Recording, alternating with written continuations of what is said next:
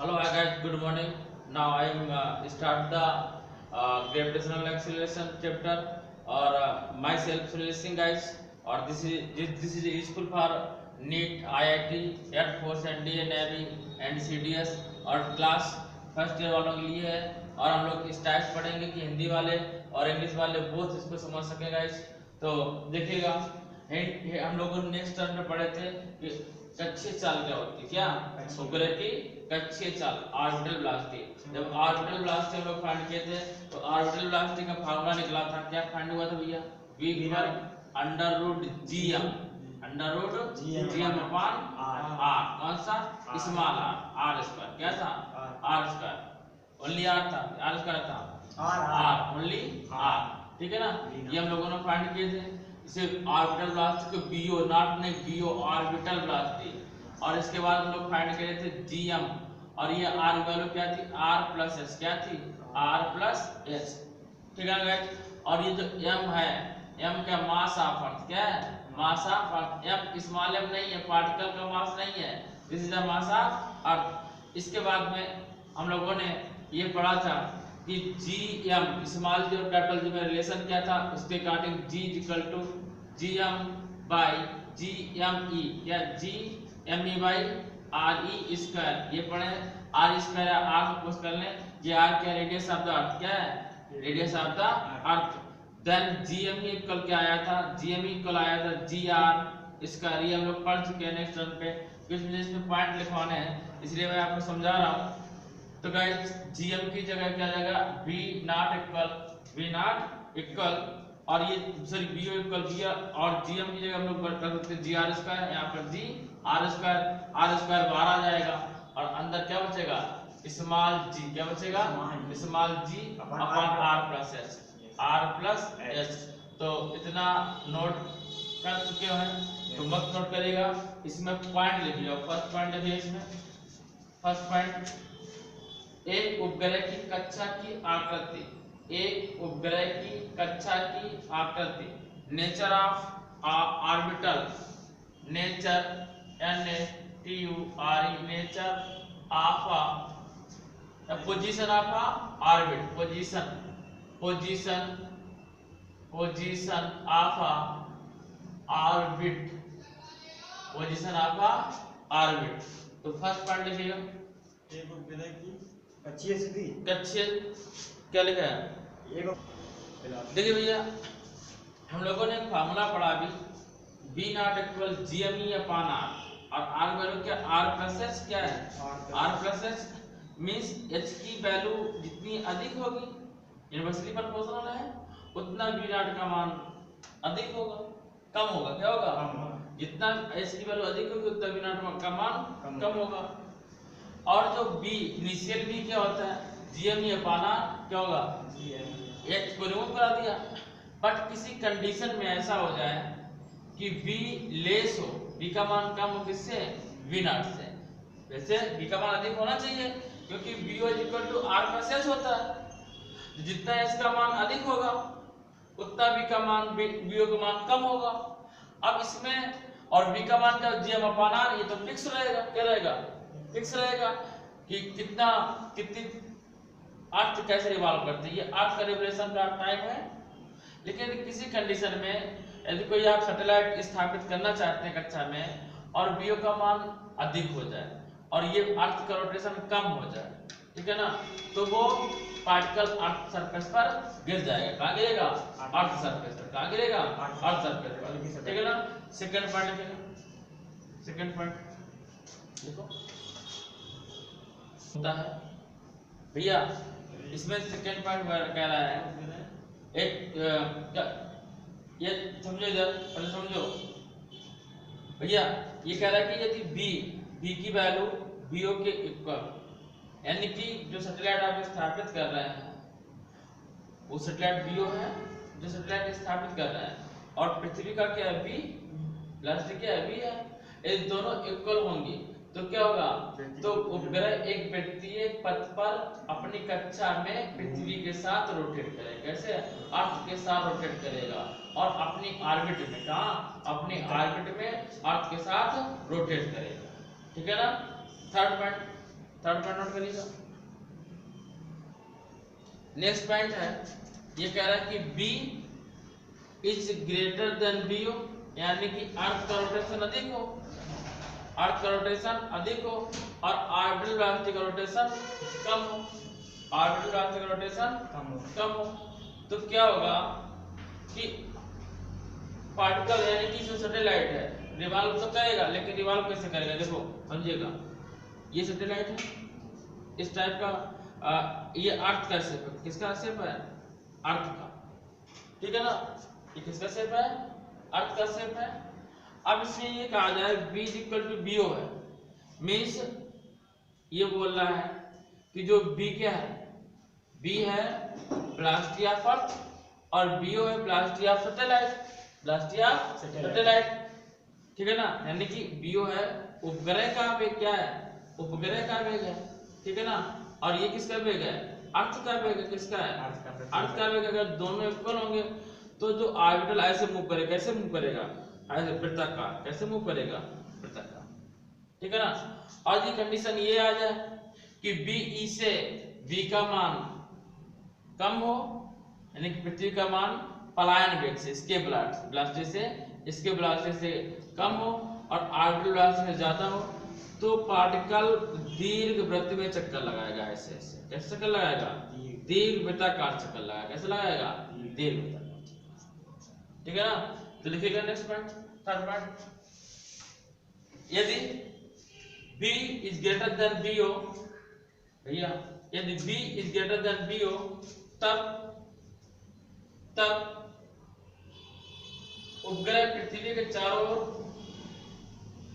दीर्घ वृत्ताकार कक्षा में चक्कर लगाता है, तब उपग्रह पृथ्वी के चारों ओर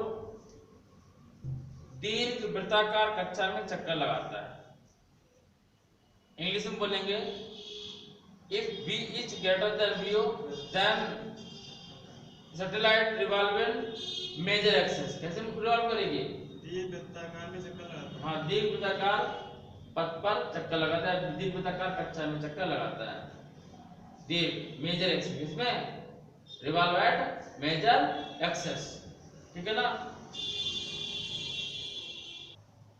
नेक्स्ट पॉइंट है, यदि BE is greater than B, मतलब इसके वेलोसिटी क्या हो, ग्रेटर किससे, अर्थ की वेलोसिटी से, तब क्या होगा, जो सैटेलाइट रिवॉल्व करेगा वो पैराबोलिक, कैसा करेगा, पैराबोलिक, अर्थ पैराबोला है, इसको क्या बोलेंगे, पैराबोलिक, कैसे, पैराबोलिक पाथ पर ट्रेवल करेगा। और क्या होगा, ये जब पृथ्वी के गुरुत्वाकर्षण से पलायन कर जाएगा, अर्थ के ग्रेविटेशनल फील्ड से बाहर चला जाएगा, ठीक है ना, क्या कर जाएगा, एस्केप कर जाएगा, क्या कर जाएगा, एस्केप कर जाएगा, ठीक है ना। अब ये डालेगा उपग्रह का परिक्रमण का, उपग्रह का परिक्रमण का टाइम पीरियड होता क्या है, टाइम पीरियड ऑफ सैटेलाइट, मतलब सैटेलाइट का टाइम पीरियड क्या होता है, मींस जब कोई सैटेलाइट अर्थ का जितने टाइम पर एक चक्कर लगाता है, कितना, वन रेवोल्यूशन करता है, एक चक्कर लगाता है, किसका, अर्थ का, तो उसे क्या बोलते हैं, टाइम पीरियड, क्या बोलेंगे, टाइम पीरियड। और जब कोई पार्टिकल चक्कर लगाएगा तो चक्कर किसका लगा रहा है, अर्थ का लगा रहा है, चक्कर किसका लगा रहा है, अर्थ का। जब अर्थ का कोई पार्टिकल सैटेलाइट चक्कर लगाएगा तो ये कैसे चलेगा, एक आर्क के रूप में चलेगा, इस सैटेलाइट पर चल नहीं रहा है, तो आर्क अपॉन ऑर्बिटल वेलोसिटी, भाई जो सैटेलाइट रिवॉल्व करता है वो ऑर्बिटल वेलोसिटी से रिवॉल्व करता है, किससे, ऑर्बिटल वेलोसिटी से, किससे रिवॉल्व करेगा, ऑर्बिटल वेलोसिटी से, तो टाइम इक्वल टू क्या जाएगा, आर्क अपॉन ऑर्बिटल वेलोसिटी, बात समझ में, ठीक है ना।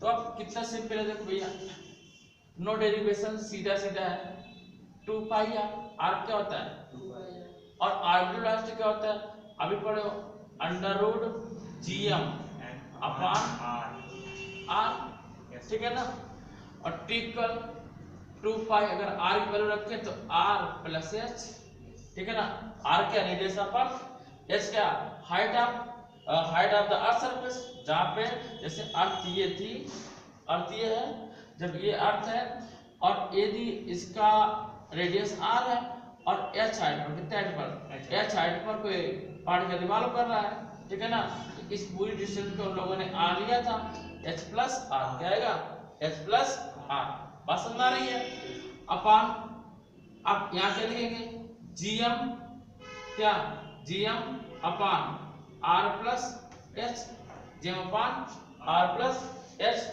बात समझ में आ रही है, नहीं आ रही है? बोलो भैया, तो इसे नोट करो, नोट करिए।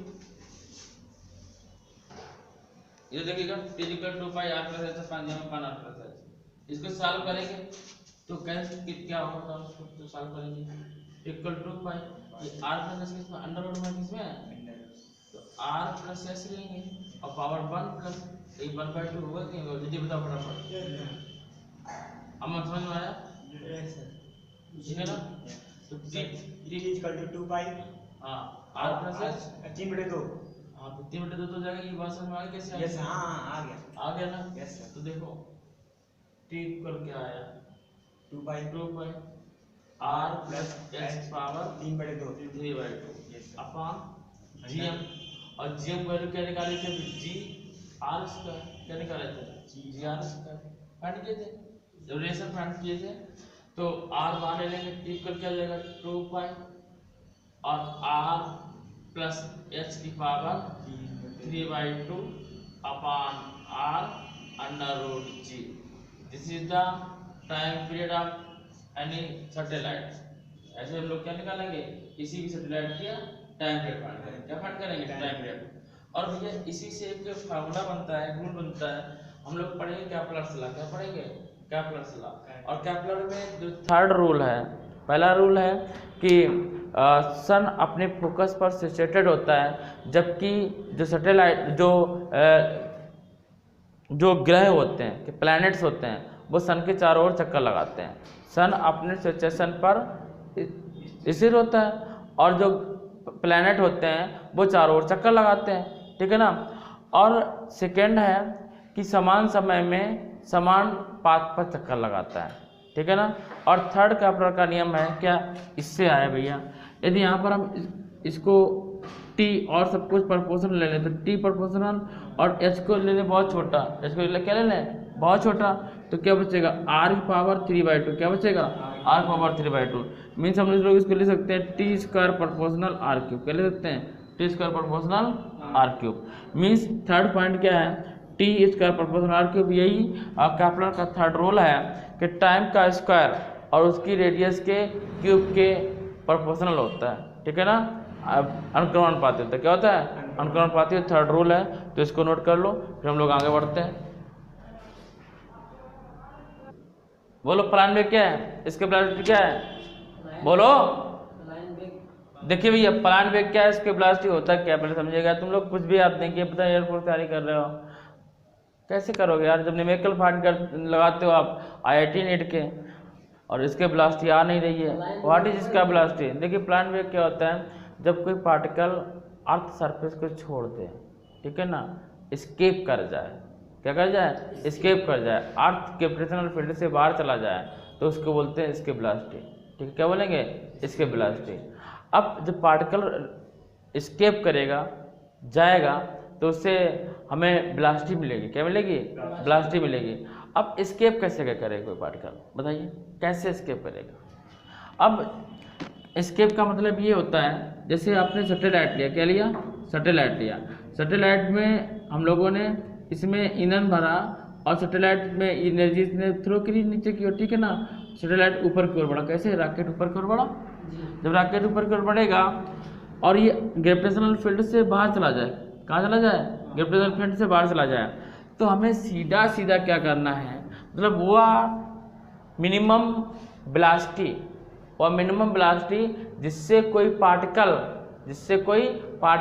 ग्रेविटेशनल फील्ड से बाहर चला जाए, ग्रेविटेशनल फील्ड पर लौट के वापस ना आए, उसको कह देते हैं इसके वेलोसिटी, प्लान वेग।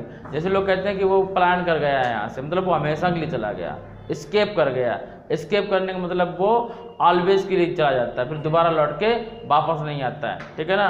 तो देखिएगा जैसे एक मुहावरा था इंग्लिश में, बैग एंड बैगेज, ठीक है ना, कि वो अपने सामान सहित प्लान कर गया, बैग एंड बैगेज था मुहावरा, बैग एंड बैगेज, मतलब वो बैग एंड बैगेज अपना बैग लेके गायब हो गया, यानी कि हमेशा के लिए दोबारा नहीं आएगा। वैसे ही जब कोई पार्टिकल ग्रेविटेशनल फील्ड से बाहर चला जाए, एस्केप कर जाए, तो उसको बोलते हैं इसके वो मिनिमम वेलोसिटी, लेकिन मिनिमम वेलोसिटी इतनी कम नहीं, इतनी होनी चाहिए कि वो उसमें वापस ना आए, यानी ग्रेविटेशनल फील्ड से बाहर चली जाए, ठीक है ना। और जब ये इसमें क्या कर रहा है, एनर्जी दे रहा है तभी जा रहा है, क्या दे रहा है, एनर्जी दे रहा है, कौन दे रहा है, एनर्जी दे रहा है। एनर्जी कौन से दे रहे हैं आप, काइनेटिक एनर्जी दे रहे होंगे, कौन सी एनर्जी दे रहे हैं, काइनेटिक एनर्जी दे रहे होंगे। अभी हम लोगों ने ऑर्बिटल वेलोसिटी फाइंड किया था, ऑर्बिटल वेलोसिटी में सिंपल हम लोगों ने क्या कहा था कि एक पार्टिकल है, ये रिवॉल्व कर रहा है इसमें, और ऑर्बिटल वेलोसिटी कितनी होगी, तो आपने क्या कहा था, इसमें फोर्स फाइंड किया, कौन सा, सेंट्रीपिटल फोर्स लिया था, mv/r, mv/r, और दूसरा क्या ले लिया था, बोलो, दूसरा लिया था G=GME/r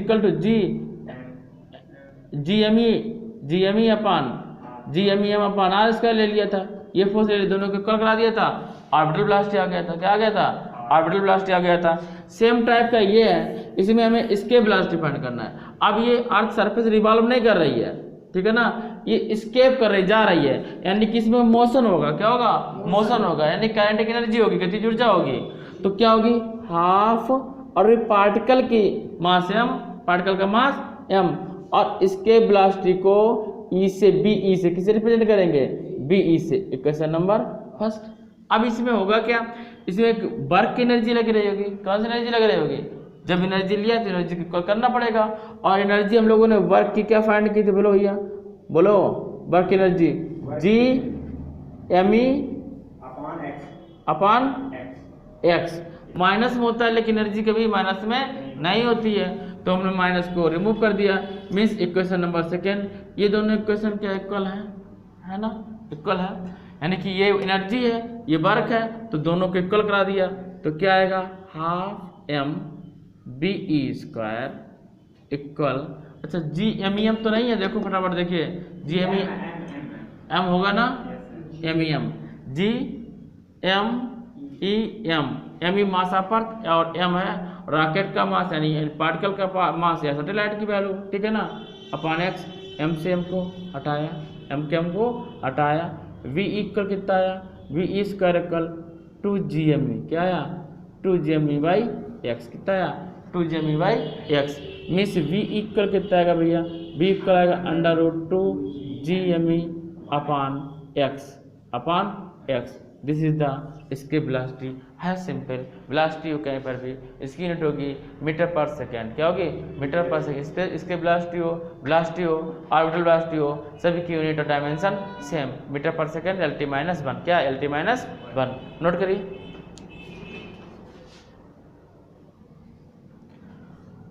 गाइस, यदि आपको वीडियो समझ में आया हो, जो मैंने पढ़ाया वो समझ में आया हो, तो वीडियो को लाइक करिए, सब्सक्राइब करिए, और इसमें कमेंट करते रहिए। जय हिंद, जय भारत, मिलते हैं नेक्स्ट वीडियो के साथ में।